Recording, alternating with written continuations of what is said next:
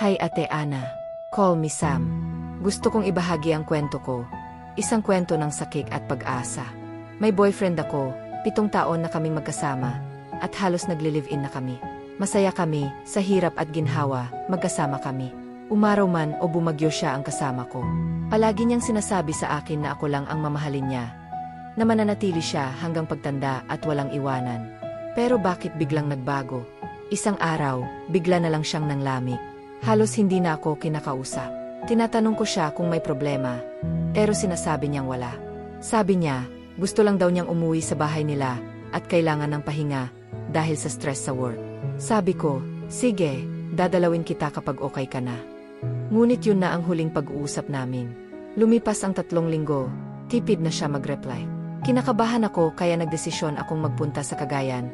Isusurprise ko siya, at birthday pa na mama niya.